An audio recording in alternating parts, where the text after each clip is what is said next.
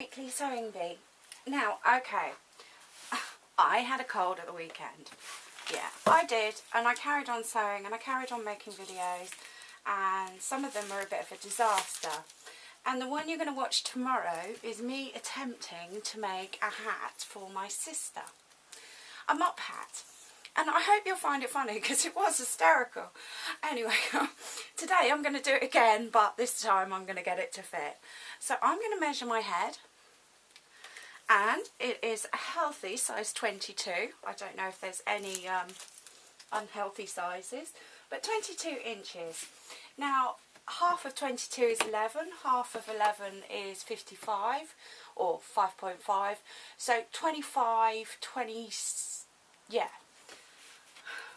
So I need to know that because I need to make this at least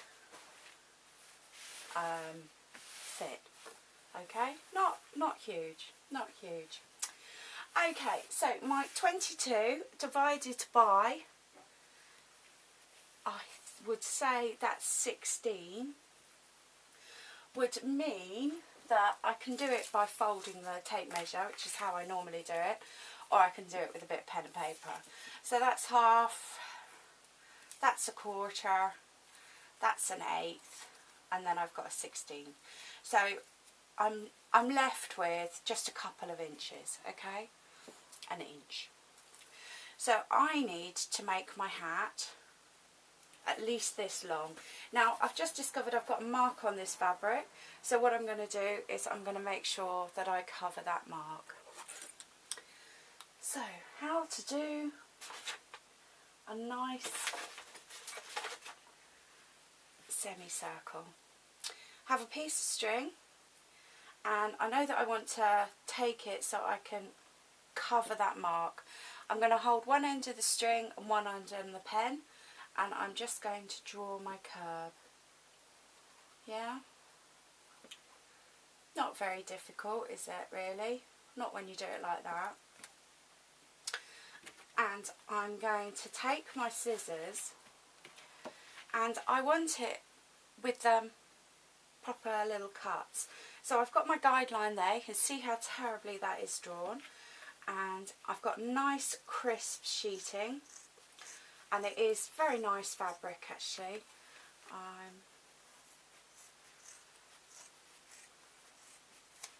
There we go. So that's all I've done, and I've guesstimated, okay? That's completely guesstimated.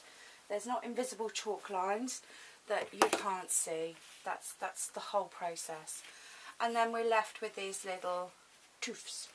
Now I can hold that up against my head, and I can see that that's going to be quite a healthy size mop hat, because I think where we go wrong with mop hats is that we make them too small. Okay, have my machine set up with a double needle.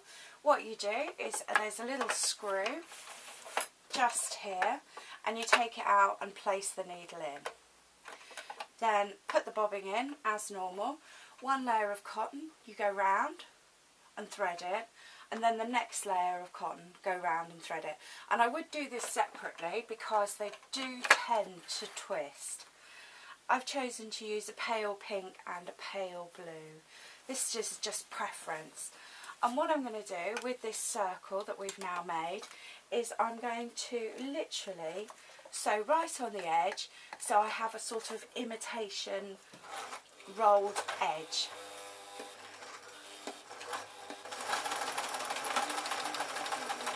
Okay, so I've got the machine going. Now I didn't do a test sew, I just threaded it up.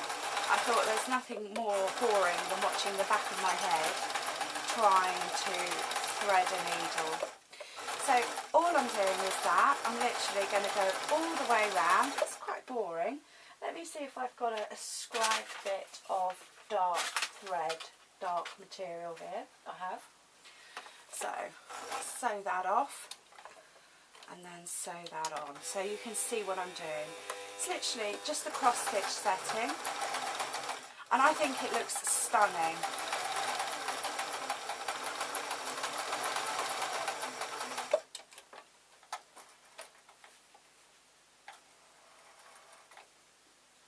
So there we are.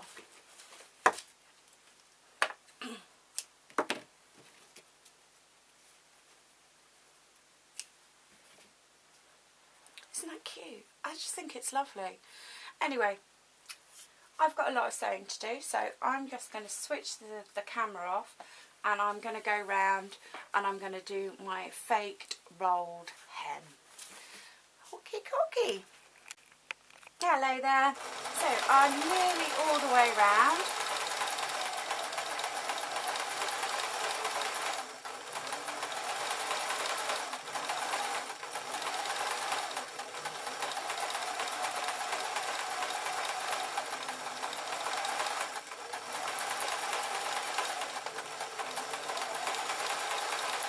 And I'm just at the beginning there. So that's grand.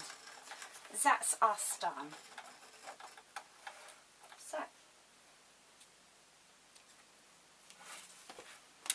So yes, it's kind of like, I was going to say dishcloth, but I suppose old-fashioned tablecloth. So that's that done. And you can get some brilliant like fabric for it. I've got a tiny bit to show you, which I'll dig out on the next break, but it's absolutely cute, cute as. Now the next step is I need to sew some form of elastic around the head to hold it in place. So it needs to comfortable enough, but it needs to go around the brow. Now whilst I was sewing that, there was a hair tie there. Life is cruel to me. Life is cruel. Anyway, I choose to use a post-it note. I can remove this and there's no mark on the machine, so it's not going to damage it. And I need to take up the excess so that I can just do the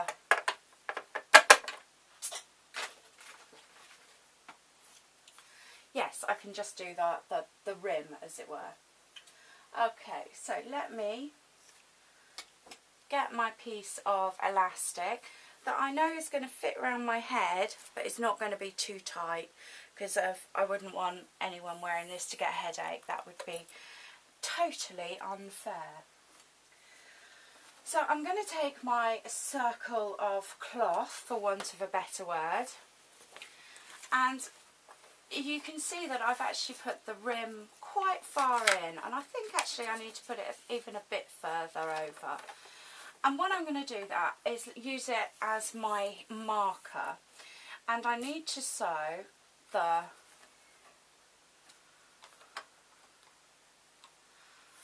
elastic around. Now, because I've chosen to do it afterwards, I do have to be careful that I don't try and follow the bumps. So I'm going to keep it as close to that green post-it note as possible and not worry about how close. So what I'm doing now is I'm sewing on. I've managed to unplug one of my bits of cotton, which is fine. Yeah, and I'm going to just carry on sewing. So I'm going to get the machine to start going, and I'm going to pull my elastic, keeping an eye on my green post-it note here, and just follow it round. Now I should be quite happy just to sew with one needle sewing. If it's not, then I will change the needle. So what I'm going to do is I'm going to take my double needle out by turning that tiny screw and placing my new needle in with the back facing.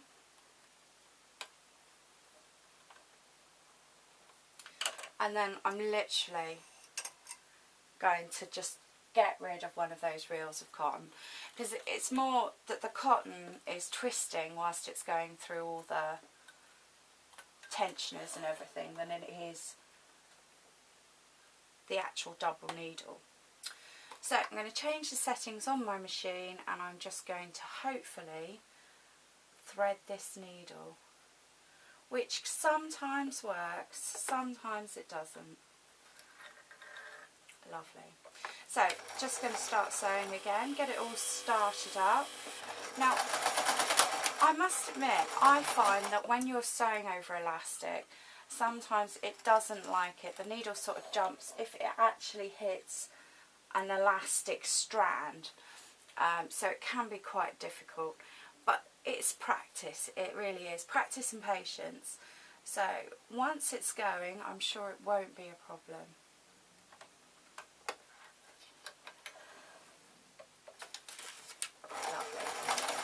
Okay, so I've got it going again, just keeping an eye on my lines, making sure my bobbin thread isn't wrapped around my foot again, and then I'm literally going to do a circle.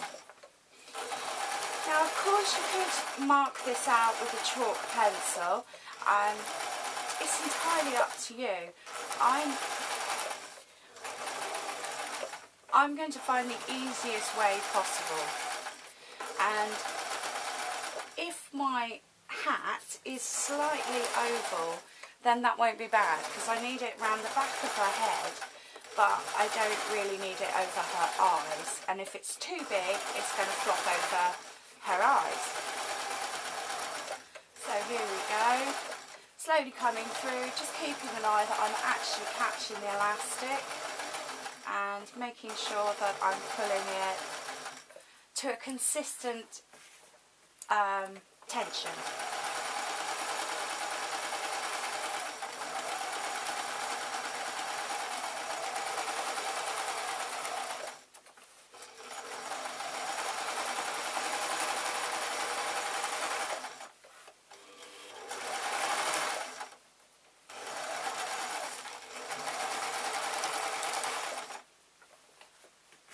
So we can see that I'm running out of elastic and I am not quite at the beginning.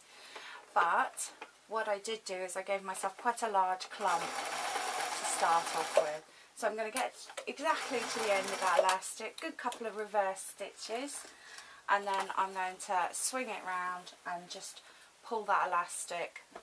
That was my holding point for when I started. It does mean that because I'm sewing around this side that I'm going to lose that lovely bit of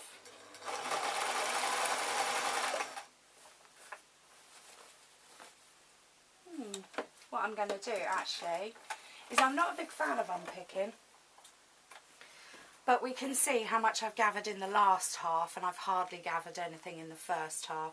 So what I'm going to do is just quickly unpick that and then get the tension right on the first half as well. Well, like I say, you've always got to look for the positives. So it does give me a chance to say what I was going to say. This is just a hair tie, and I can put it anywhere there, and if I need a wider hem or a marker, then I can use that. And again, no damage to the machine. So, and this was the other type of fabric I was talking about. I made it to buy some little pantaloons for a rag doll, quite a big rag doll. And you can see just how beautiful that is and how beautiful that would look as a mop hat. So I've unpicked half my elastic because it wasn't elasticated enough. And that's good in a way. And in fact, I would actually recommend that you do start halfway along your elastic and do a couple of markers. So I'm going to get this machine sewing again, and then I'm going to put the tension up so that I can pull this along. I do have quite a clear line of where I was before, so I can just follow that. And then keep it nice and tense, and then just follow it around and allow it to catch the other piece. And if I do have to grab more elastic, then I will too, just to put an extension. But I'm not too worried about having an extension, because that would just be a simple sew to the end, couple of reverse stitches, keep it tidy, get your next piece of elastic. And this is good if you don't have a full elastic enough to go round. Sew it on. Once you've got a good couple of stitches there, I can then do the tension. So you can see how much more stretch there is in the white elastic than there is in the pink elastic. Okay, so that's that. Other than trimming, and of course a fitting, and of course an exception that my sister won't actually wear this, there's my sister's mop hat for her Victorian Day. Okay, and it's great. Alright, thank you so much for watching. It's been a pleasure to do, and I can only apologise for me being not, well, I thought I was over the cold. Obviously I'm not over the cold. And yeah, normal service will resume soon. Thank you ever so much for watching. Please like, share and subscribe.